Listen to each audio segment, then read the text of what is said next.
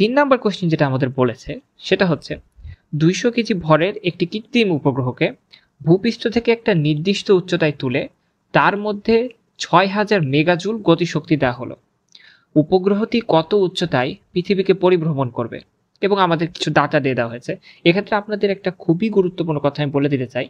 এক্সামে বিশেষ করে বুয়েটে আমরা যে ভুলটা অনেকেই করি, আমরা বুয়েটের কোশ্চেনে যে মান দেওয়া আছে, ডাটা দেওয়া আছে সেটা ব্যবহার করি না, যেটা আমাদের জন্য মারাত্মক ভুল।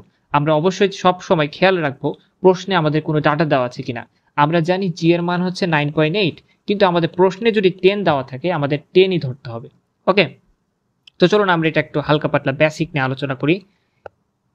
এখানে আমাদের কি বলছে দেখেন, এখানে আমাদের বলছে যেটা হচ্ছে আমাদের পৃথিবী, সুন্দর একটা পৃথিবী, পৃথিবীর ওপরে কোন একটা জায়গায় আমাদের একটা স্যাটেলাইট, ঠিক আছে, একটা স্যাটেলাইট চলছে এবং এই স্যাটেলাইটকে একটা নির্দিষ্ট পরিমাণ গতিশক্তি দেওয়া হয়েছে। গতিশক্তি মানে কি? গতিশক্তি মানে হচ্ছে তার উপর একটা নির্দিষ্ট পরিমাণ বেগ প্রদান করা হয়েছে। এই যে আমি তার উপর একটা বেগ প্রদান করলাম, বেগ দিলাম, এই গতিশক্তি দিলাম, ফলে যেটা হলো সে একটা নির্দিষ্ট কক্ষপথে এটা করে ঘুরবে। এবং আমরা জানি যে কোনো একটা স্যাটেলাইট যে ব্যাসার্ধ পথে ঘুরে সেটার একটা সূত্র আছে, সেটা তো বলা থাকে ভি অরবিটাল ইকুয়াল টু, আমরা সবাই জানি, √gm/r। এই আরটা কি হবে? এই আরটা হবে আসলে আমাদের এই কেন্দ্র থেকে এটা কত দূরত্বে আছে, অর্থাৎ এখানে আর অর্থাৎ এই যে মধ্যবর্তী আমাদের ব্যাসার্ধ এবং তার পরবর্তী এই যে উচ্চতা এইচ, সেটা কিন্তু এখানে যোগ হয়ে যাবে। তো এটা হচ্ছে আমাদের বেসিক সূত্র। এই সূত্রটাকে ইউজ করে আমরা এখানে করব। আমাদের এখানে লক্ষ্য করুন ডাইরেক্ট কিন্তু কোনো বেগের কথা বলে না দিয়ে আমাদের গতিশক্তির মান বলে দেওয়া হয়েছে। তাই আমরা গতিশক্তি থেকে প্রথমে বেগটা বের করে নেব। আমাদের বলে দেওয়া হয়েছে গতিশক্তি ইকুয়াল টু হচ্ছে 6000 মেগাজুল।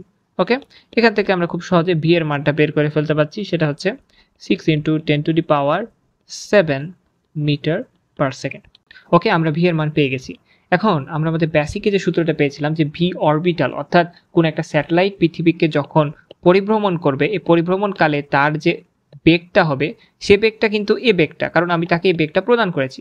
তো চলুন এখন আমরা সেই সূত্রটা লিখে ফেলি, ভি/বি √gm/r + h। আমাদের টার্গেট কি? আমাদের টার্গেট হচ্ছে এখান থেকে এইচ এর মানটা বের করা। দেখেন আমি এখানে অরবিটাল কিন্তু রুটটা রেখেছি, কেন? কারণ কি? কারণ হচ্ছে উভয় পক্ষ থেকে আমরা রুটটাকে সরিয়ে নিতে পারবো, ফলে আমাদের ক্যালকুলেশন খুব ইজি হয়ে যাবে। আমরা এখানে আর কোনো ক্যালকুলেশনে মান বসাবো না আমাদের খাতায়, আমরা ডাইরেক্ট এটা সম্পূর্ণরূপে আমাদের ক্যালকুলেটরে বসিয়ে দেবো এবং ক্যালকুলেটরে যদি আমরা এটা বসিয়ে দিই তাহলে আমরা এটা মান পাই এইচ ইকুয়াল টু হচ্ছে 200 কিলোমিটার। ওকে,